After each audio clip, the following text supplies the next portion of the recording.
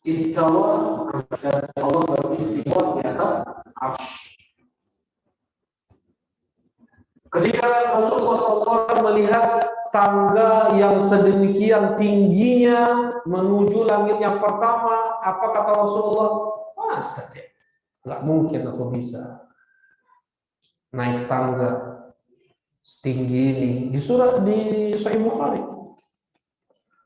Kata Jibril alaihi salatu wassalam, kami membantu.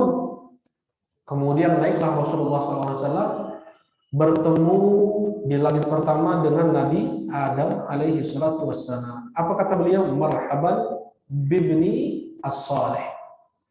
Selamat datang wahai putraku yang saleh.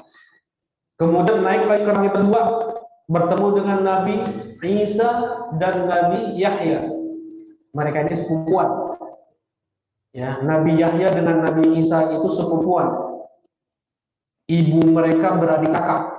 Ya, ibu Nabi Yahya dengan ibu Nabi Isa itu adik kakak.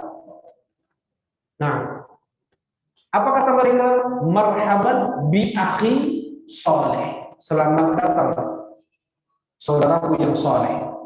Kalau Nabi Adam, kalau Nabi Muhammad SAW keturunan Nabi Adam. Ya, kalau Nabi Muhammad SAW hanya bersaudara dengan Nabi Isa alaihissalam. Ketemunya di mana? Di Nabi Ibrahim alaihissalam. Nabi Ibrahim punya dua putra, yang satu Ismail, yang satu Ishak. Ishak punya putra namanya Yakub, beliaulah yang dikatakan Israil. Yakub, beliaulah yang dikatakan Israil, Bani Israil, keturunan Nabi Yakub alaihi salatu wassalam. Karena itu para ulama tidak mau mengatakan negara Israel. Karena Israel Muslim, Nabi Ibrahim Muslim. Maka Ibrahimu Yahudiyya wala Nasraniyya walakin hanifan musliman. Tidaklah Ibrahim itu seorang Yahudi, tidak pula seorang Nasrani, tetapi Ibrahim itu seorang yang hanif dan Muslim. Ya. Agama Nabi Yakub, agama Nabi Ishak, sama dengan agama Nabi Ibrahim alaihi salatu wassalam. Sebagaimana di surat Al-Baqarah, wasiat Nabi Ibrahim, wasiat Nabi Yakub kepada putra-putra mereka. Baik. Tidak lahir dari Nabi Ismail dari Nabi Ismail kecuali hanya Nabi Muhammad Sallallahu Alaihi Wasallam, dan dari Nabi Ishak inilah yang terlahir beribu nabi. Ya, dalam satu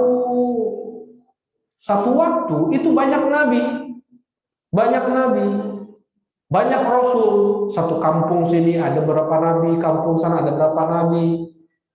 Kemudian atau orang-orang Yahudi, mereka ini pemburu para nabi. Kalau mereka dengar ada nabi di kampung ini, mereka kejar. Ya. Kemudian mereka tangkap, mereka bunuh.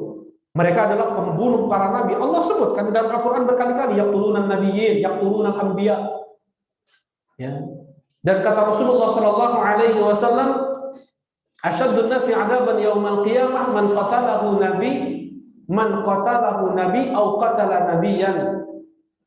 Azab yang paling berat nanti di hari kiamat adalah kepada yang dibunuh oleh nabi atau yang membunuh nabi. Jahatnya orang Yahudi itu, di siang hari mereka buat acara eksekusi para nabi. Terkadang satu hari 5, 7. Itu ada hadisnya. Kemudian setelah selesai sudah pasar berjalan seperti biasa lagi. Seakan-akan bukan pembunuhan yang besar. Ya. Karena itu dikatakan negara Yahudi, bukan negara apa? Israel. Baik. Nah, ketika Nabi Isa dan Nabi Yahya bertemu dengan Nabi Muhammad, apa kata Nabi Yahya tadi dan Nabi Isa? Marhaban bi akhi saleh. Selamat datang wahai saudaraku yang saleh. Kemudian naik lagi ke langit yang ketiga, bertemu dengan Nabi Yusuf, marhaban bi akhi saleh. Ketemu lagi, naik lagi ke langit yang keempat, bertemu dengan Nabi Idris, marhaban bi akhi saleh. Kemudian, nah ini yang rajih ya. Nabi Idris itu setelah Nabi Ibrahim. Ada yang mengatakan Nabi Idris sebelum Nabi Ibrahim. Ini ada khilaf.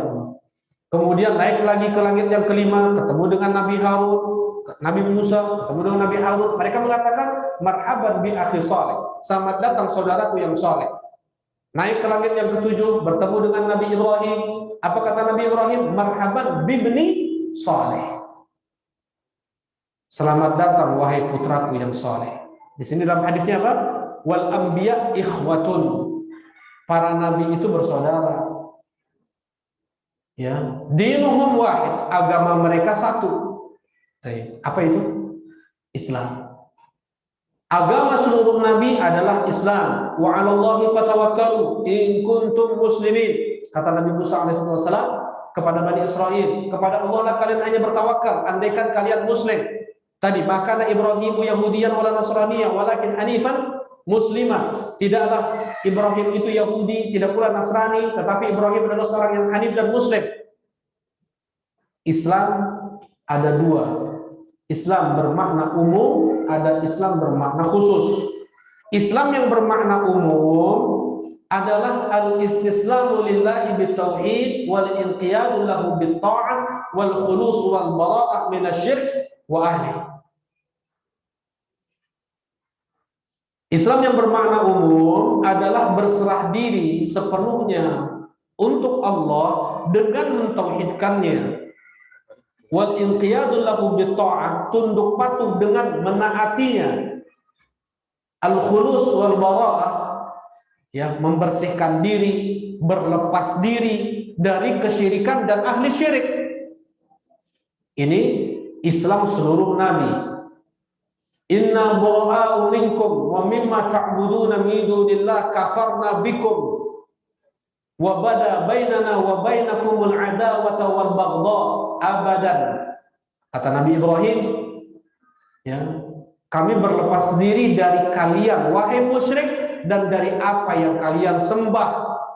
Apa yang mereka sembah, berhala-berhalanya. Jadi muslim dia nggak punya ornamen-ornamen kesyirikan, itu nggak ada ya. Apalagi baju-baju yang menunjukkan ini tempat peribadatan orang-orang kufar, nggak ada. Nggak ada. Karena muslim dia berlepas diri dari kesyirikan dan ahli syirik.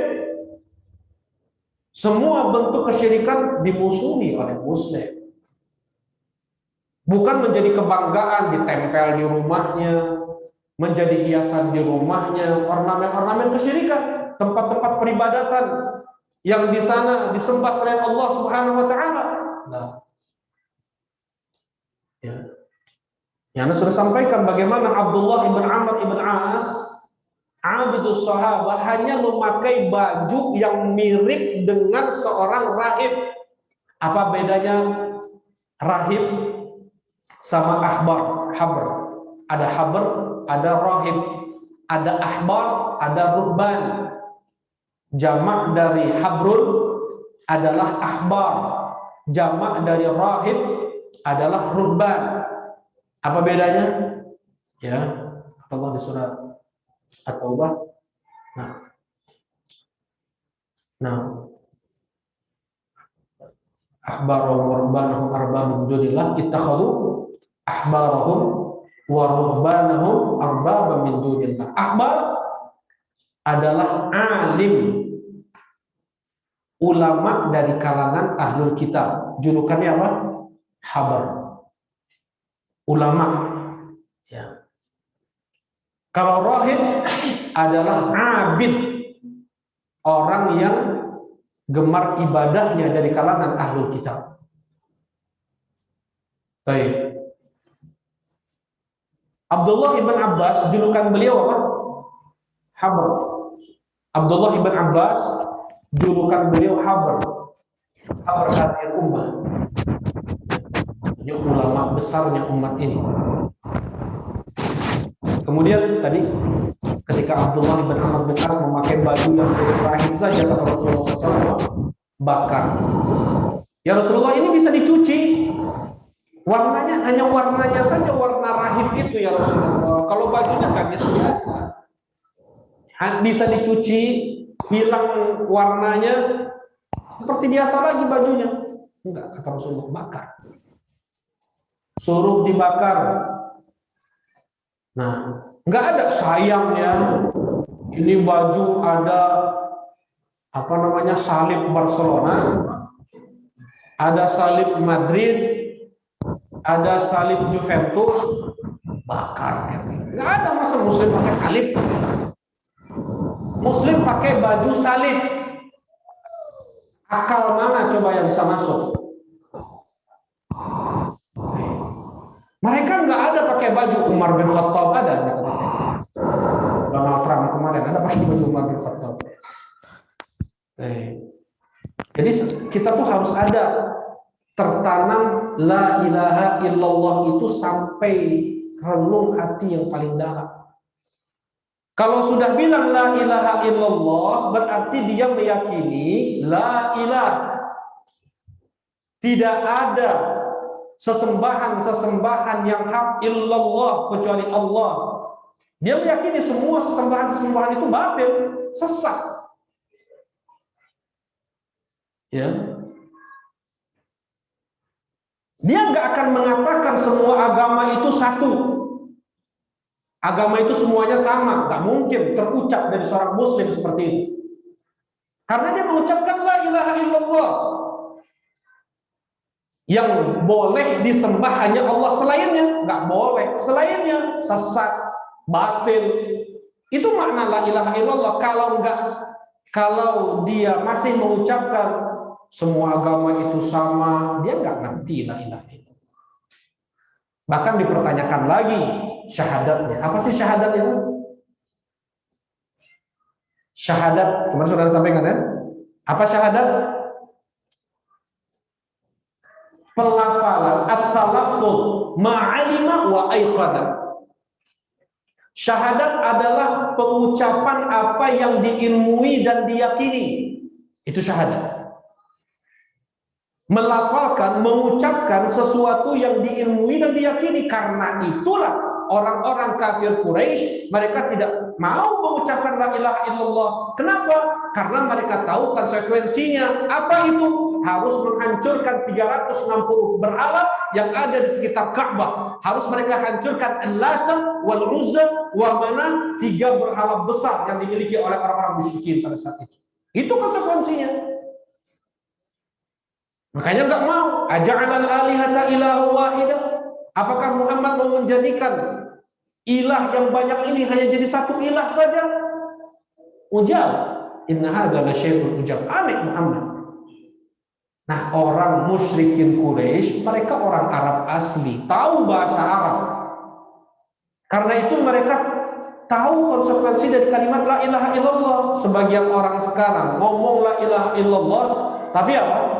Masih juga ngarep berkah ke kuburan wali, berkah ke apa namanya, ke kuburan nabi, batu keramat, pohon keramat. Nah, baik. Nah, itu kalimat la ilaha illallah kan kita bahas insyaallah. Jadi kafarna bikum.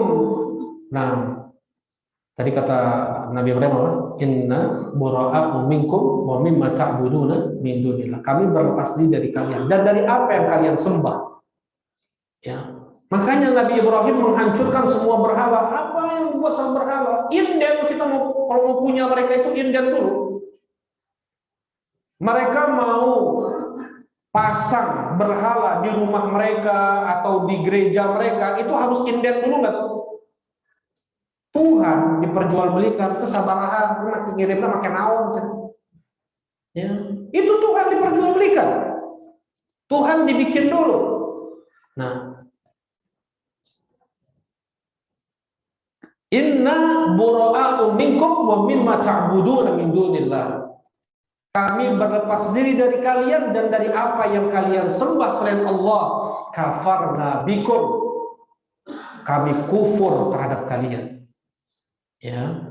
Wa bada bainana wa bainakumul adawah, dan tertancap permusuhan antara kami dengan kalian abadan, selama-lamanya. Baik. Nah, ini Islam yang bermakna umum. Islam khusus adalah semua yang datang dari Nabi Muhammad Sallallahu Alaihi Wasallam. Ya, selain yang tiga tadi, Islam yang tiga tadi, apa itu? Al-istislamu lillahi bitauhid, wal inqiyadu lahu bitta'ah, wal khulus wal bara'ah minasyirk wa ahli. Ini sudah hafal Ustaz Imam ini semuanya. Sudah sampai ya? Dan ini penting, wajib untuk menghafal definisi Islam. Jadi Islam itu naon? Isya, subuh, lohor, asar. Sebagian mendefinisikan Islam kayak gitu. Jadi Islam tadi yang tiga ini. Al-istislamu lillahi bitauhid, wal inqiyadu lahu bitta'ah, wal khulus wal bara'ah minasyirk wa ahli. Baik. Seluruh nabi, seluruh rasul. Nah, ditambah kalau syariat yang bermakna khusus adalah semua yang datang dari Nabi Muhammad Sallallahu Alaihi Wasallam, karena beda sholatnya yang dibawa oleh Nabi Muhammad Sallallahu Alaihi Wasallam dengan sholatnya para nabi sebelumnya, wudhunya gitu juga. Ya, tahu kisah Juraij ya? Juraij yang dituduh dia berzina dengan seorang pelacur. Baik, Juraij dia minta wudhu dulu. Dia wudhu dulu, sholat 2 rakaat, kemudian ditusuk perut si anak ini dengan jarinya. Man abu, siapa ayahmu? Abi ar-ra'i, ayahku si penggembala. Nah, yang di sini Juraij, Bani Israel, mereka dia apa? Sholat, dia berwudhu, dia sholat. Dan beda ya wudhu dan sholatnya dengan wudhu dan sholat yang diajarkan oleh Nabi Muhammad Sallallahu Alaihi Wasallam. Baik. Nah, kemudian kita masuk ma huwa tauhidur rabb. Kemudian kita masuk dalam pembagian tauhid. Tauhid itu terbagi sekarang ini, kebanyakan para ulama membagi tauhid itu menjadi 3. Ada tauhid rububiyah, tauhid uluhiyah, dan ada tauhid asma. Sebagian ulama-ulama dulu mereka membagi tauhid menjadi 2. Ada tauhidut talab wal qasd dan tauhidul ma'rifah wal itsbat. Sama. Ya. Kenapa sih kok para ulama sampai harus mereka membagi tauhid, ada yang 2, ada yang 3? Ya. Karena apa? Sebagian Muslim itu dia nggak ngerti tauhid yang dimaksud dalam ayat-ayat Al-Qur'anul Karim, yang itu menjadi perbedaan antara para nabi dan umat-umat mereka. Misalnya, ini disebutkan oleh Syekh Muhammad bin Abdul Wahhab An-Nazdi rahimahullahu taala dalam kitab Kasyfus Syubhat. Ya. Jadi ada orang yang menyembah kubur, ketika kita ingatkan kepada mereka agar bertauhid, mereka mengatakan saya sudah bertauhid. Ya. Malah kita yang dihujatnya. Ya, saya tahu tauhid. Ketika kita tanyakan apa itu tauhid, Pak? Saya meyakini Allah satu-satunya yang mencipta alam semesta. Allah satu-satunya yang mengatur alam semesta, yang menghidupkan dan mematikan, yang memberikan manfaat, yang memberikan madarat. Benar nggak ucapannya? Benar, tauhid juga. Ya. Tetapi kalau hanya sebatas itu yang dia ilmui, tidak ada beda dengan orang-orang kafir Quraisy. Ya. Dan tidak berbeda para nabi dengan umat mereka dalam tauhid yang seperti ini. Jadi para ulama mulailah mereka untuk memahamkan orang-orang yang susah mereka mengerti ayat Al-Quran dan hadis Nabi Sallallahu Alaihi Wasallam. Kalau mereka langsung kembali ke Al-Quran dan hadis Nabi, mereka akan ngerti. Tidak boleh untuk berdoa ke kuburan, nggak boleh mengharapkan keselamatan, kesembuhan, jodoh, jabatan, apapun itu, ke batu keramat, ke gua keramat, ke telaga keramat. Kalau mereka baca Al-Quran, ya, dari awal alhamdulillahirabbil alamin sampai sampai apa minal jinnati wan nas, Allah Subhanahu wa taala menjelaskan tentang tauhid. Allah menjelaskan tentang tauhid. Ya. Sangat gamblang sampai Syekh Muhammad bin Abdul Wahab dalam kitab Ushul Sittah, Allah Subhanahu wa taala telah menjelaskan perkara ini dengan sejelas-jelasnya, dengan sangat gamblang sampai dipahami oleh orang-orang awam. Bahkan dalam poin yang pertamanya, orang yang paling bodoh sekalipun untuk membaca Al-Quran tentang tauhid ini ngerti, tetapi itu tidak dimengerti oleh orang cerdasnya, orang bijaknya, kecuali hanya sedikit dari kalangan mereka. Hanya sedikit dari orang yang cerdas itu ngerti tauhid. Jadi taufik hidayah itu bukan dilihat dari IQ seseorang. Ingat ya, hidayah itu kalau kamu pintar berarti hidayahnya semakin banyak nih kamu dapat, nggak mesti. Ya, berapa banyak orang yang dengan kecerdasannya Allah hinakan mereka dengan kecerdasannya, Allah hancurkan mereka dengan kecerdasannya. Ya, jadi minta hidayah, minta taufik terus. Orang yang Allah berikan kelapangan harta, kelapangan ya mudah menghafal, ya kecerdasan, tapi sedikit dari kalangan mereka yang Allah berikan taufik. Nah,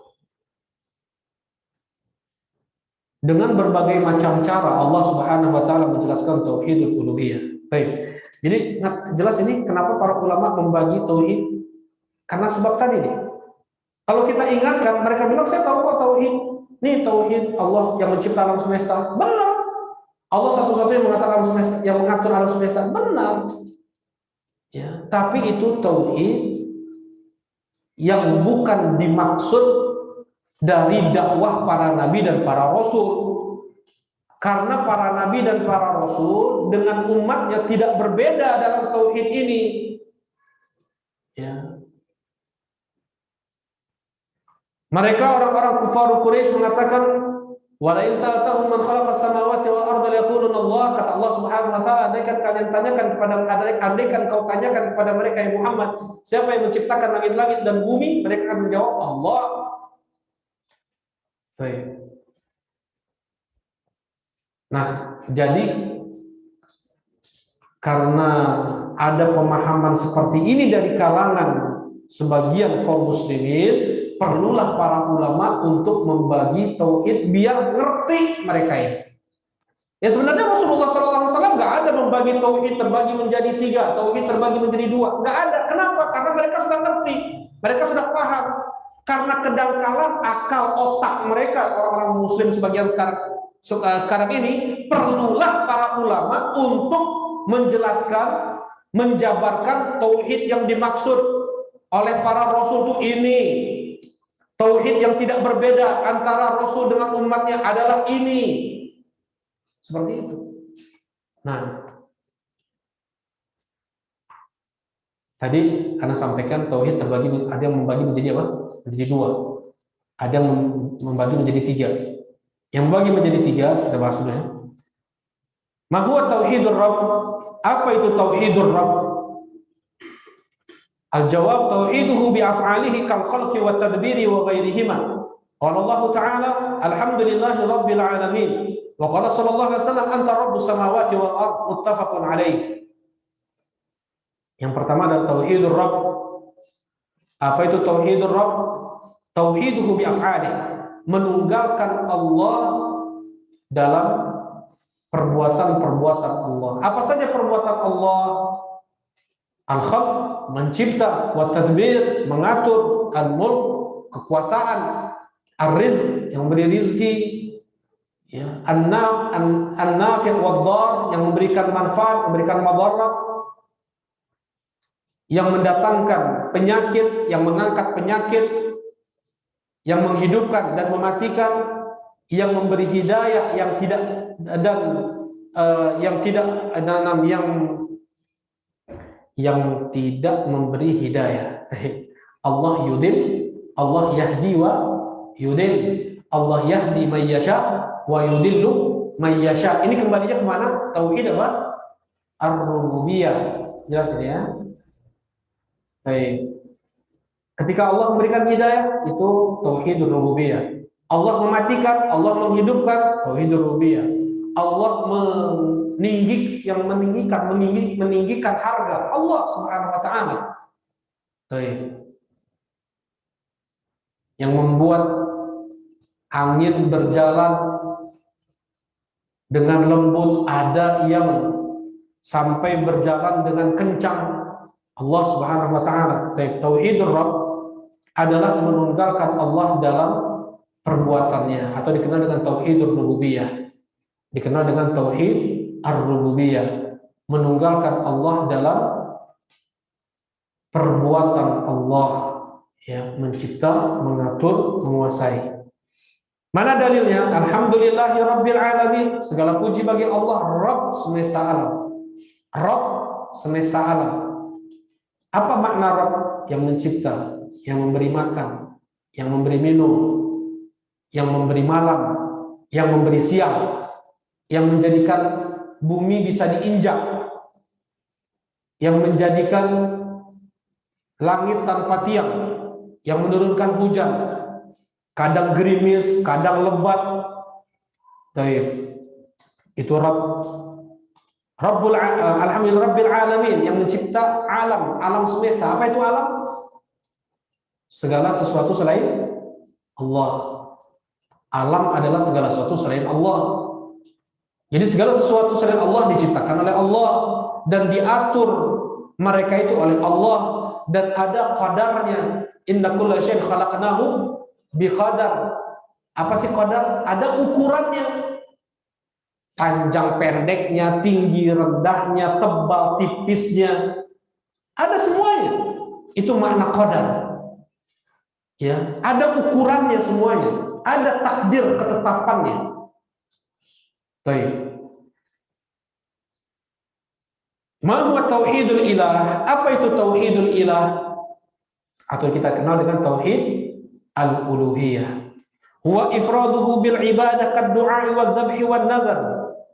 Menunggalkan Allah dalam perbuatan hamba, menunggalkan Allah dalam ibadah. Siapa yang melakukan ibadah? Hanya para hamba. Ya. Allah tidak melakukan ibadah. Allah tidak diberi keselamatan, karena Allah yang memberikan keselamatan. Jelas ini. Dulu di awal-awal sholat, para sahabat itu mengatakan Assalamu ala Allah, keselamatan untuk Allah. Kata Rasulullah, Inna Allah huwa salam. Allah dialah as-salam. Allah yang memberi keselamatan kepada alam semesta ini. Bukan arti dan tidak ada yang memberikan keselamatan kepada Allah. Baik. Siapa yang melakukan ibadah? Para hamba. Ifraduhu bil ibadah, menunggalkan Allah dalam perbuatan seorang hamba. Apa saja itu? Ad-du'a wa dzabh wa nadhar dan yang lainnya. Ya, berdoa, menyembelih, bernazar. Baik. Apalagi ibadah itu? Nah, ibadah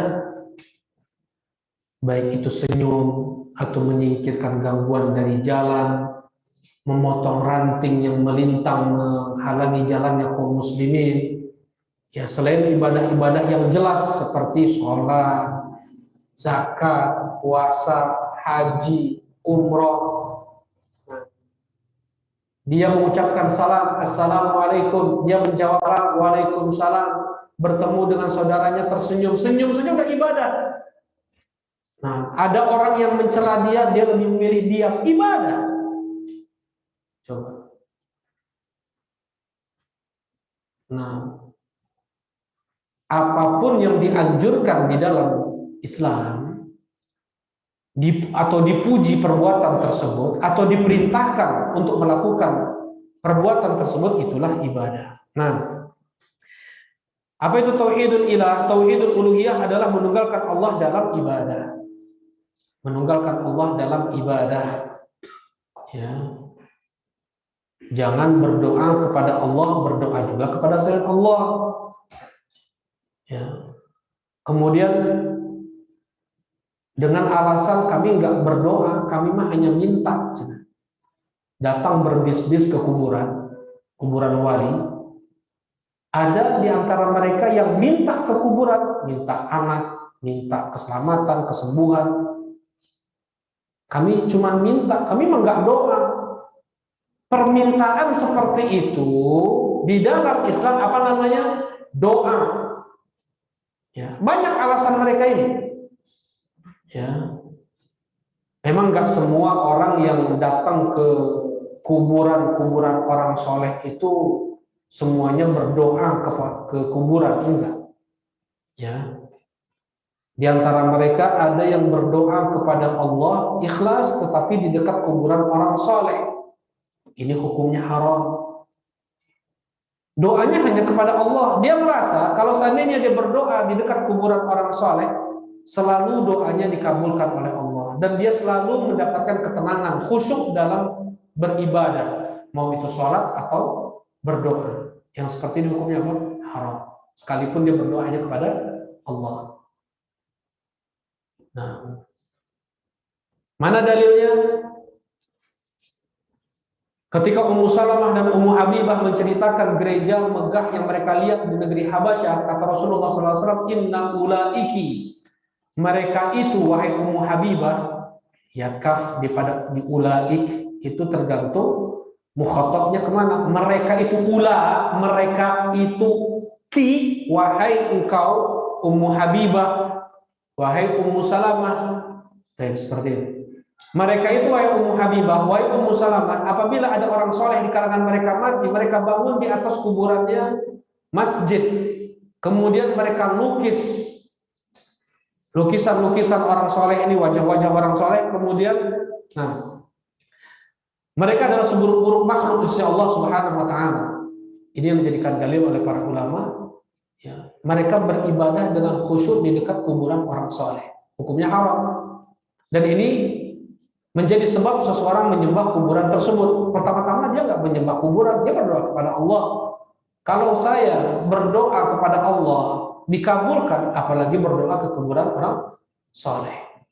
Nah, ini diantara jerat-jerat iblis, ya, untuk membawa mereka ke neraka sedikit demi sedikit. Nah,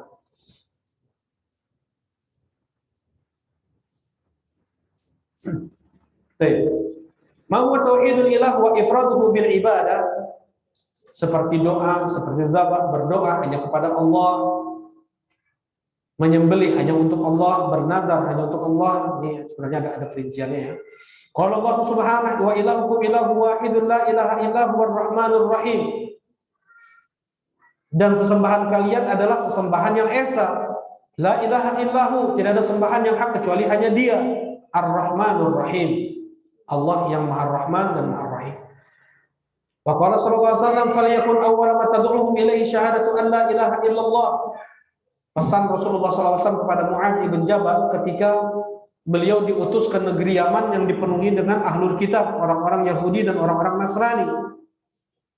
Orang-orang Yahudi, mereka selain menyembah kepada Allah, mereka pun menyembah kepada Nabi Uzair. Wa qalatil yahud Uzair ibn Allah. Orang-orang Nasrani selain mereka berdoa kepada Allah, mereka pun berdoa kepada Nabi Isa. Wa qalatil yahudu Uzair ibn Allah, wa qalatil nasara Al-Masih ibn Allah. Ya. Jadi berdoa kepada Allah, berdoa juga ke Nabi Muhammad, syirik. Berdoa kepada Allah, berdoa juga ke wali saleh, syirik. Wa fi riwayatil Bukhari ila ayyuhidullah. Nah, apa pesan dari Rasulullah SAW? Jadikanlah awal dakwahmu kepada mereka untuk mereka mengucapkan syahadat persaksian la ilaha illallah. Ya. Ila ayyuhidullah, untuk mentauhidkan Allah. Tauhid apa di sini? Tauhidul uluhiyah. Ya, bukan tauhid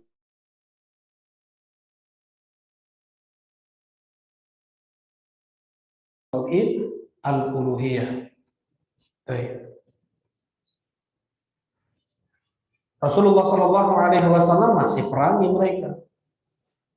Orang-orang yang mengatakan yang menciptakan alam semesta ini hanya Allah. Kenapa? Karena nggak hanya Allah yang mereka sembah. Selain mereka menyembah Allah, mereka sembah juga Lata, orang soleh, kuburan orang soleh. Mereka sembah juga Uzza, pohon keramat. Mereka sembah juga mana? Batu keramat. Dan keyakinan mereka yang memberikan kesembuhan, yang memberikan keselamatan, kesuksesan, itu bukan Lata, Uzza, dan Manat.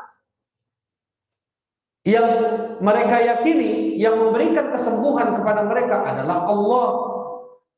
Lata, Uzza, dan Manat hanyalah sebagai perantara antara mereka dengan Allah. Ma na'buduhum illa liyuqarribuna ila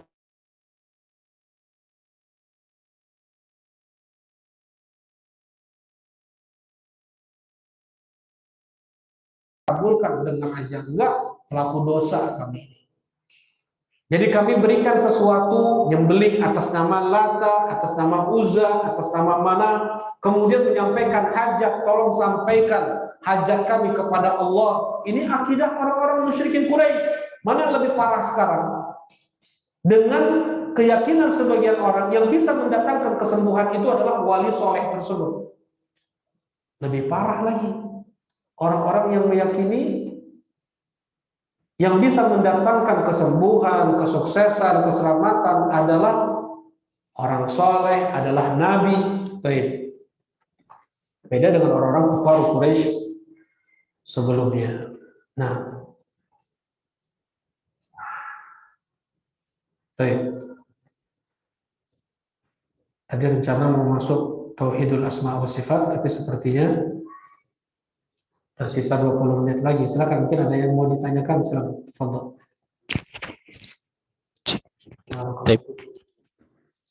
Silakan yang ingin bertanya ya. Yang di atas bisa nanti disampaikan ke musyrifahnya atau ke Mbak Ning ya via grup. Yang di sini juga silakan yang ingin bertanya. Yang via Zoom juga dipersilakan, jika ada yang ingin dipertanyakan bisa ditanyakan di chat Zoom. Mungkin kita ada pertanyaan yang pekan kemarin, Ustaz. Ini kita bahas ini dulu ya.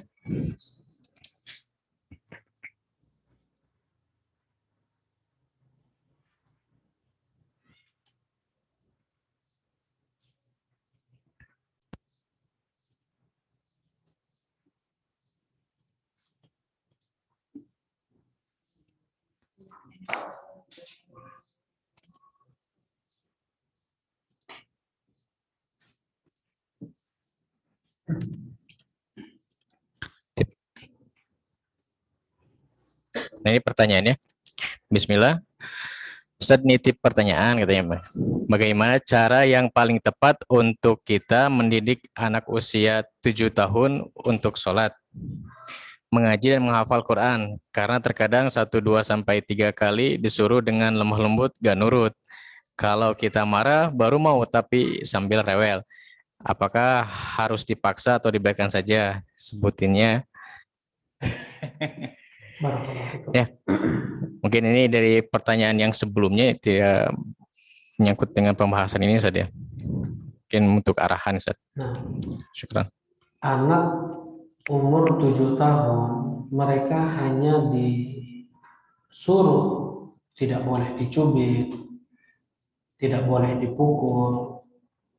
Andaikan dicubit atau dipukul, maka si orang tua sudah menzalimi anaknya.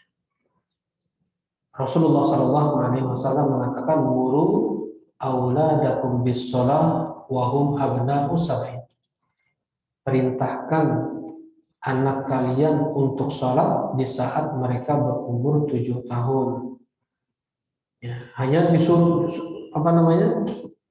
Hanya disuruh saja, dan orang tua pun kalau tidak menyuruh ya berdosa.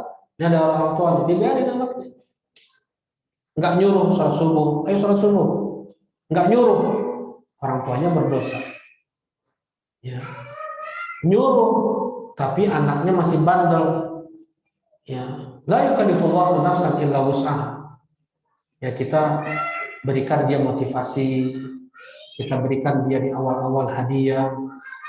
Nah, tapi sama sekali tidak boleh ada fisik di sana, nggak boleh mukul. Ya, memukul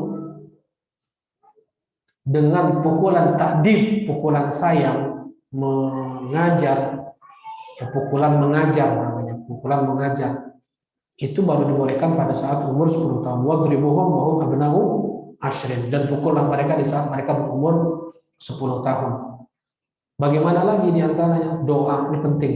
Ya, jangan berhenti berdoa orang tua agar anaknya diberi hidayah. Kemudian yang kedua, berikan contoh untuk mereka. Anak umur 7 tahun, sebenarnya dari sebelum itu sudah harus diperlihatkan kepada mereka untuk kita sholat. Khairu salatil mar fi baitihi illa maktubah. Sebaik-baik sholat seseorang itu di rumahnya kecuali sholat 5 waktu. Kenapa? Karena di antara hikmahnya untuk mendidik keluarga, untuk mendidik istri, untuk mendidik anak, bagaimana tata cara sholat yang itu sesuai dengan sholatnya Rasulullah SAW, menumbuhkan kecintaan ibadah, paling puncaknya adalah sholat di rumah. Ya, jadi mereka akan mudah untuk sholat kalau mereka sering melihat orang tua mereka sholat di rumah. Ya, baik. Kalau orang tuanya pun jarang sholat di rumah, jarang mereka lihat, misalnya sholat sunnahnya seringnya di masjid, ya jarang terlihat di rumah, atau nggak pernah sholat sunnah, bahkan di rumah juga nggak sholat sunnah, di masjid juga nggak. Nah, terkadang ibu, betul ya, seorang ibu dia yang terbaik adalah sholatnya di bilik di dalam kamarnya. Seorang wanita sholat di rumah itu lebih baik daripada sholat di Masjid An-Nabawi. Bukan di masjid yang kayak gini aja, nggak di Masjid Nabawi. Kata Rasulullah SAW, khairun min masjidiha. Sholatnya seorang wanita di rumahnya lebih baik daripada dia sholat di masjidku ini 1000 kali lipat. Nah, dan sholatnya dia di kamarnya lebih baik daripada dia sholat di tengah rumahnya. Sholatnya dia di bilik kamarnya itu lebih baik daripada dia sholat di tengah kamarnya. Nah, tapi terkadang kita perlu untuk memperlihatkan sholat di depan anak-anak, ya, untuk mengajar mereka, untuk menumbuhkan kebiasaan baik, ya, untuk membimbing mereka. Nah, itu diantara yang disebutkan oleh para ulama, dan juga adalah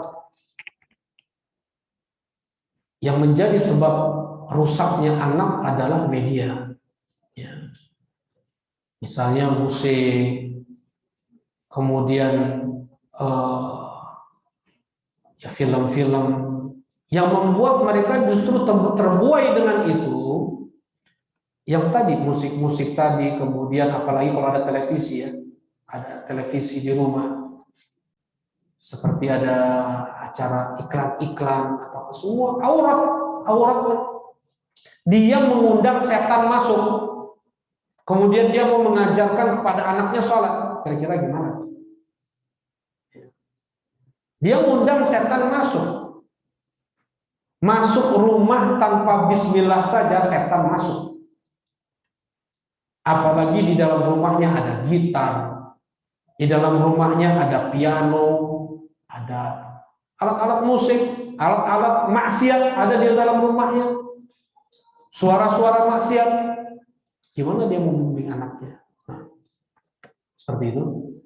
Ini yang datang, yang disebutkan oleh para ulama. Wallahu a'lam. Mungkin ada yang lain?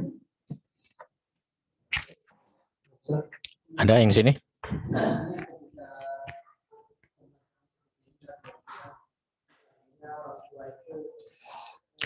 Tip yang peserta di Zoom, soalnya dari masjid, di masjid ada yang bertanya. Kita yang di sini dulu.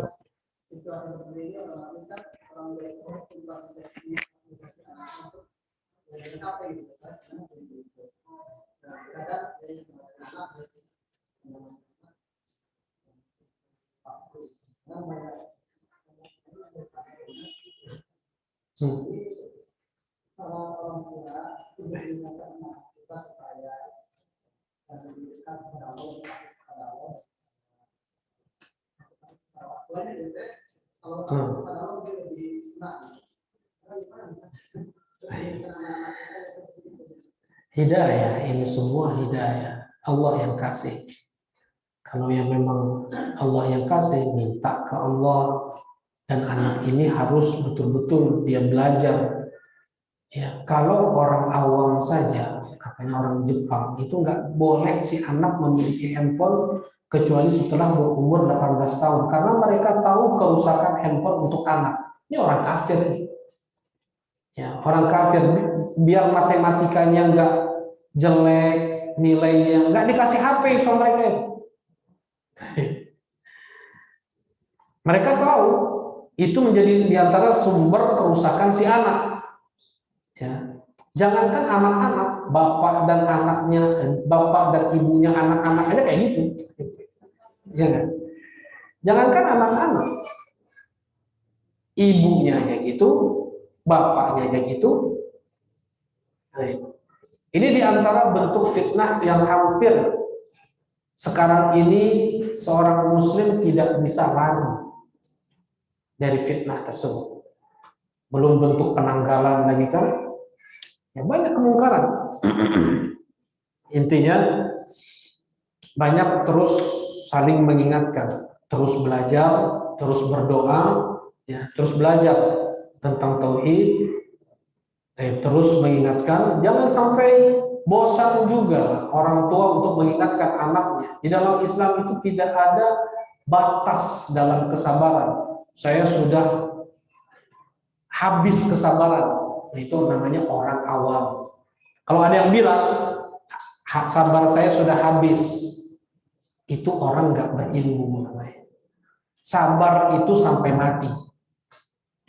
Terus kita saling mengingatkan, terus kita saling menasehati, terus kita saling beramar ma'ruf wa nahyu 'anil munkar kepada siapapun. Sudah kita ingatkan sekalipun, besoknya ulangi lagi. 2 hari lagi ulangi lagi. Dan terus kita mengingatkan yang Allah perintahkan kepada kita adalah watawassaw bil haqq watawassaw bis sabr. Ada batasannya. Wa'bud rabbaka hatta ya'tiyakal yaqin, itu batasannya. Terus tawassaw bil haqq watawassaw bis sabr hatta ya'tiyakal yaqin, sampai kau mati. Nah, seperti itu ya. Ini ada lagi Ustaz, dari Zoom ya. Ada 2 di sini. Afan, bagaimana kalau di antara saudara kita yang masih suka ziarah kubur, orang tua kita dengan tabur bunga baca Yasin? Ya Ustaz. Maksudnya mungkin ya masih ziarah kubur ini ya. kan ya. Apa hukum ziarah kubur? Hukum ziarah kubur masyru'. Di awal Islam betul ziarah kubur itu dilarang. Karena kebiasaan ahli jahiliyah ketika mereka ziarah kubur itu mereka bertabarruk, meminta berkah ke kuburan yang diziarahi. Kata Rasulullah SAW, kuntu nahaitukum an ziyaratul kubur. Dulu aku melarang kalian untuk ziarah kubur karena masih seperti itu nih, awal-awal Islam belum kuat tauhid. Kalau seandainya syariat itu masih berlangsung, bisa jadi apa? Minta berkah lagi ke kuburan. Tetapi setelah Rasulullah SAW menggembleng para sahabat dengan tauhid terus menerus, fal'an fazuruha, sekarang ziarilah oleh kalian, fa innaha tudzakirukumul akhirah, karena ziarah kubur itu mengingatkan kalian kepada kematian. Ini hikmahnya. Apa tujuan kita ziarah kubur? Mengingat kematian, bukan rindu kepada orang yang sudah mati. Misalnya, kalau rindu kepada orang yang sudah meninggal, doakan, sedekahkan, pergi umrohkan, hajikan. Nah, itu kalau dia rindu kepada orang yang sudah meninggal dari kerabatnya, dari keluarganya. Sebagian ulama bahkan mengatakan lebih afdal menziarahi kuburan orang kafir daripada menziarahi kuburan orang muslim. Kenapa? Karena lebih terasa bagi dia bagaimana mengingat kematian itu. Gimana kalau mati dalam keadaan seperti itu? Ya. Seorang muslim, dia muhtaram, dimuliakan hayyan wa mayyitan. Dia hidup, dia mati. Masuk kuburan saja kita nggak pakai sendal. Ya. Di pintu kuburan kita sudah lepas. Rasulullah SAW melihat ada salah seorang sahabat memakai sendal ketika berjalan di antara kuburan. Ya sahibu siltiyatin ikhla'na alaika faqad adait. Wahai yang memakai dua sendal, lepaskan kedua sandalmu karena engkau telah mengganggu mereka. Baik. Masuk sudah kita ucapkan salam dan doa. Assalamualaikum ya ahlad diyar minal muslimina wal mu'minin wa inna insyaallah bikum lahiqun nas'alullaha lana wa lakumul afiyah. Salam doa. Ya. Kuburan orang kafir diinjak nggak ada masalah. Kuburan muslim tadi jalan pakai sendal saja sudah terganggu mereka. Duduk di kuburan muslim, sebagian ada yang nginjak kuburan ya, ini hati-hati. Duduk saja la antuha thiyabu ahadikum fatasil ila jildi khairun lahu min ayyajlisa alal qabr. Seseorang terbakar bajunya sampai ke kulitnya itu lebih ringan daripada dia duduk di atas kuburan, gimana yang menginjak-injaknya. Beda sama orang kafir. Orang kafir kan nggak ada kehormatan, dibongkar kuburannya, pindahin, nggak ada masalah. Muslim nggak boleh, kecuali betul-betul ada alasan syar'i untuk memindahkan kuburan. Muhtaram muslim itu hayyan wa mayyitan. Ya, tergores saja ketika memandikan, tergores saja itu sudah dosa itu. Nah, kasru azmil mayyit ka kasrihi hayya. Mematahkan tulang mayit sama ketika mematahkannya ketika dia hidup. Kezaliman yang dilakukan sama, dosanya sama. Nah, kecuali ada alasan syar'i, ya boleh dipindahkan, seperti yang dilakukan oleh Hudzaifah bin Yaman kepada ayahnya Abdullah bin Haram, Jabir bin Abdullah, ayahnya Abdullah bin Haram, dipindahkan, ada alasan syar'i. Kalau kuburan orang-orang musyrikin, Masjid Nabawi dibangun di atas kuburan orang-orang musyrikin. Dikumpulin tulang-tulangnya, buang, pindah ke tempat lain. Nah, jadi apa hukum ziarah kubur? Hukumnya sunnah, sangat dianjurkan. Yang tujuannya adalah untuk mengingat kematian. Karena itu yang mengikuti jenazah ketawa-ketawa itu dosa dia. Ketawa-ketawa dia untuk mengingat kematian. Kalau nggak bisa dia tahan seperti itu, jangan ziarah kubur, jangan. Itu namanya dia tidak menunaikan hikmah. Untuk apa dia ziarah kubur? Ya, ketika seorang mengingat kematian, kurang ambisinya terhadap dunia, malu dia dalam bermaksiat, ya takut dia dalam bermaksiat, kemudian semangat dia dalam beramal saleh. Segera dia bertobat, beristighfar, minta ampun kepada Allah Subhanahu wa taala. Ini hukum ziarah kubur. Jadi ziarah kubur mau ke kuburan kaum muslimin atau ke kuburan orang-orang kafir, boleh, berpahala. Ziarah kubur Tujuannya untuk beribadah di kuburan, di dekat kuburan. Ibadahnya hanya kepada Allah, berdoanya hanya kepada Allah. Apa hukumnya di sini? Haram, tidak sampai tingkatan syirik.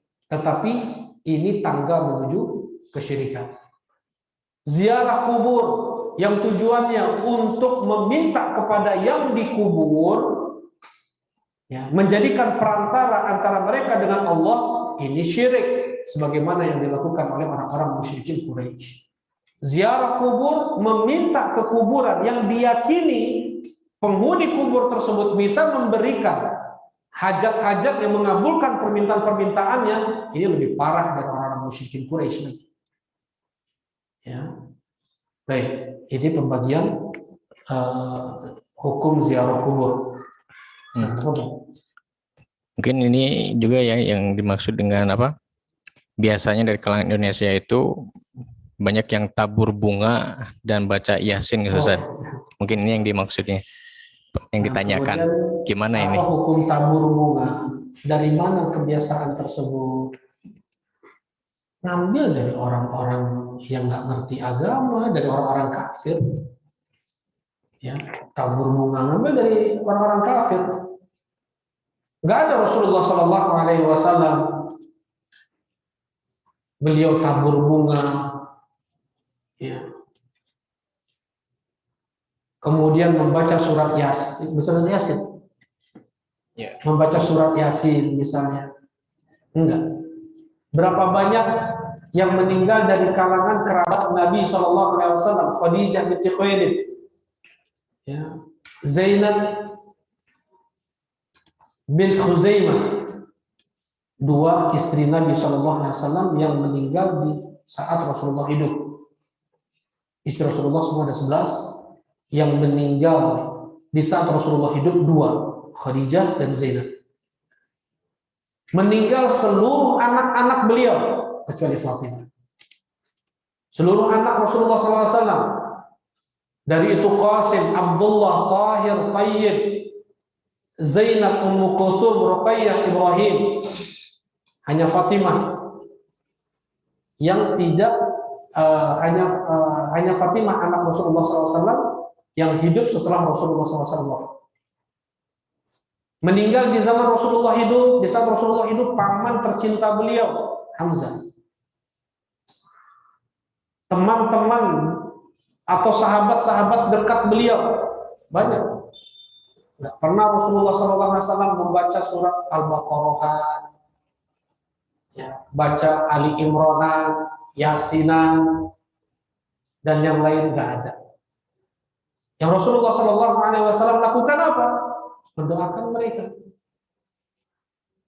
Ya Rasulullah, inna ummi matat. Ya Rasulullah, ibuku sudah wafat. Kalau seandainya beliau hidup, beliau akan bersedekah, apakah sampai pahalanya? Andaikan aku bersedekah atas niatan ibuku, kata Rasulullah sampai. Sedekah bisa kita lakukan. Ya. Apa yang dikatakan sedekah jariyah? Wakaf. Bukan bagi-bagi makanan. Ya, bagi-bagi makanan tidak termasuk dari sedekah jariyah. Sedekah jariyah adalah yang dia menetap. Ya, misalnya dia yang bersedekah dengan 1 sak semen untuk bikin masjid ini. Genteng, 1 genteng, lantai, mushaf. Ada uang 60.000, belikan 1 sak semen, kemudian berikan ke masjid yang sedang dibangun, niatannya untuk ayah yang sudah meninggal, ibu yang sudah meninggal, sedekah. Atau enggak, besoknya beli, atau dia bikin nasi kuning, dia bungkus dan bagi-bagikan. Niatannya sedekah untuk ibu yang sudah meninggal. Ayul Islami afdal ya Rasulullah, tut'imut ta'am. Islam apa yang paling afdal ya Rasulullah? Bagi-bagi makanan. Nah. Kemudian haji atau umrah. Hanya 3 ini saja amalan yang sampai kepada si mayit untuk kita yang dari kita yang masih hidup. Ya, dari kita yang masih hidup, doa, sedekah, haji dan umrah.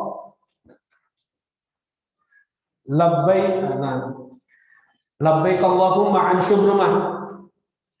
Ya Allah, memenuhi panggilanmu atas niatan syubrumah. Rasulullah bertanya, siapa Syubrumah? Ibnu Ammin li ya Rasulullah, sepupuku ya Rasulullah. Khudh an nafsik tsumma an Syubrumah. Hajikan dulu dirimu, kemudian untuk Syubrumah. Boleh menghajikan mayit, ya, yang sudah meninggal boleh, dengan syarat orang yang umroh, yang mau umrohkan atau yang menghajikan, dia sudah haji dulu untuk diri dia. Ya, sedangkan baca Quran, sholat, puasa, dan yang lainnya dari ibadah tidak ada dalilnya dari Rasulullah SAW. Nah, Rasulullah tidak melakukan itu tadi, baca Yasin, kemudian seperti tabur bunga, ini bentuk tasyabbuh. Baik, coba yang lain. Ada yang di masjid, jamaah masjid, yang dari Ahwat di atas belum sampaikan chat musyrifah atau Ibu Asrama, silakan disampaikan di grup. Mungkin kita dari pertanyaan Zoom lagi, mungkin kita meminta motivasi dalam belajar ya, menuntut ilmu. Ini mau bertanya Ustadz, tapi di luar materi yang sedang dibahas ya, tentang wajibnya thalabul ilm. Saya seorang ibu yang punya anak berkebutuhan khusus. Qadarullah, anak saya sama sekali belum mandiri, jadi susah untuk ditinggal lama dan dititipkan. Dan juga masih punya batita. Saya sulit sekali keluar rumah untuk ikut kajian ke majelis taklim, padahal saya ingin sekali ikut. Jadi untuk menyimak kajian hanya bisa lewat HP seperti ini. Bagaimana ya Ustaz? Motivasi juga Ustaz. Masya Allah. Ya. Disebutkan oleh para ulama, di antaranya Syekh Muhammad Ibn Shalih bin Utsaimin rahimahullah taala, untuk para ibu, di saat ibu mengandung saja, sakitnya mengandung, letihnya, kemudian belum lagi nanti pas melahirkan, mendidik anak, setiap tadi diantaranya mendidik anak yang perlu terus dibimbing, setiap detiknya itu berpahala besar. Setiap detiknya berpahala besar. Dan ketika dia mengasuh anaknya, dia sudah menunaikan yang wajib. Ya, kullukum ra'in wa kullukum mas'ul an ra'iyatih. Setiap kalian itu pemimpin, dan kalian akan ditanya apa yang kalian pimpin, akan dipertanggungjawabkan. Demikian pula seorang ibu, dia menjadi pemimpin untuk rumah suaminya, untuk anak-anak suaminya. Ya, bagaimana dia membimbing anaknya, anak suaminya. Setiap detik dia mengasuh, merawat anaknya, pahalanya besar insya Allah Subhanahu wa taala. Dia menunaikan yang wajib. Ya. Mau sholat sunnah, mau sholat qiyamul lail dari ba'dal isya sampai azan subuh, tidak pernah dia tinggalkan semalam pun selama hidup dia. Ya. Mana yang lebih besar pahalanya? Dan dengan satu hari dia merawat anaknya seperti itu. Amalan wajib tidak terkalahkan dengan amalan sunnah seberapa banyak pun itu. Jelas ini ya. Amalan sunnah hanya menyempurnakan amalan wajib yang kurang, tidak bisa menggantikan. Oh, saya mah nggak mau sholat subuh, nanti aja lah sholat duhanya 1000 rakaat. Bisa nggak? Nggak bisa. Nggak akan menyetarai 2 rakaat subuh yang lebih baik daripada dunia dan seisinya. Tidak bisa menggantikan 2 rakaat subuh. 2 rakaat sholat subuh yang kurang baru bisa disempurnakan dengan sholat duhanya, qiyamul lailnya. Nah tadi, merawat anak, mengasuh anak, itu hukumnya wajib. Tanggung jawab dari Allah Subhanahu wa ta'ala. Ya. Ketika dia melakukan itu, dia mengamalkan amalan yang wajib dan pahalanya jauh lebih besar daripada dia melakukan amalan sunnah apapun, bersedekah dengan bermiliar-miliar. Mana yang lebih besar pahalanya? Bersedekah dengan bermiliar atau merawat 1 jam saja anaknya? Ya, dia menunaikan yang wajib. Ya, baik. Ini katakan oleh Syekh Ibnu Taimiyah rahimahullah taala, ingat setiap detik seorang ibu, letihnya, sakitnya, mengandung, melahirkan, merawat anaknya, itu semua sebagai penggugur untuk dosa-dosanya dan untuk meninggikan derajatnya, ya. Dan dia menunaikan amalan yang itu wajib. Dan alhamdulillah dengan keadaan, ya, di zaman kita sekarang ini, ibu yang seperti ini pun masih bisa dia thalabul ilm, masih bisa dia thalabul ilm, belajar ilmu agama. Sebagian ibu-ibu dia datang ke majelis ilmu justru mengganggu temannya ngobrol, ya. Itu datang ke majelis ilmu bukan pahala yang dia dapat, bagaikan setan yang mengganggu kaum muslimin untuk mendapatkan ilmu tauhid, mendapatkan ilmu sunnah. Maka malah berulang kali ibu-ibu ada menyampaikan kalau sedang taklim ibu-ibu, lebih baik ibu jangan datang ke masjid, jangan datang ke majelis ilmu. Kalau nggak bisa jaga adab, kalau nggak bisa, ya, untuk menahan lisannya, ganggu orang, ngajak ngobrol, mendingan jangan ke masjid. Lebih berpahala di rumah nyapu lagi. Ya. Sekarang ibu ini dia merawat anaknya, menunaikan yang wajib, kemudian dia masih bisa belajar ilmu agama dengan alhamdulillah media yang Allah Subhanahu wa taala mudahkan untuk kita, HP misalnya. Dia double. Dia dapat pahala thalabul ilm. Dia dapat berkah ilmu. Ya, mudah-mudahan Allah Subhanahu wa taala memberikan kesembuhan untuk putra ibu dan mudah-mudahan Allah Subhanahu wa taala meninggikan derajatnya. Nah, Allahumma amin ya rabb. Tafadhal. Atau sudahnya? Sudah masuk maghrib tadi? Sudah sebentar lagi ya. Masuk maghrib. Maghrib tinggal 3 menit lagi. Nah, kita cukupkan aja ya. Cukupan. Tips semoga ibu yang tadi bertanya,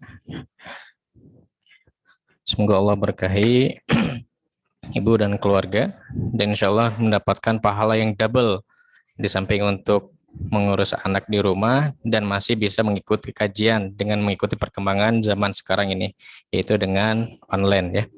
Jadi bisa double pahala insya Allah.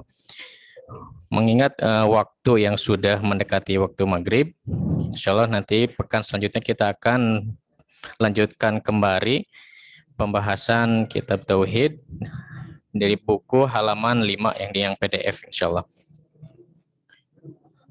Mungkin kita tutup saja Sadih langsung dengan doa akhirul majelis.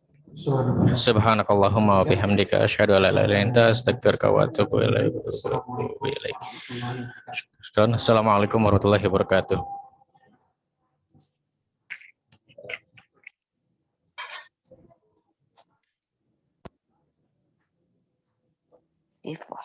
Sebab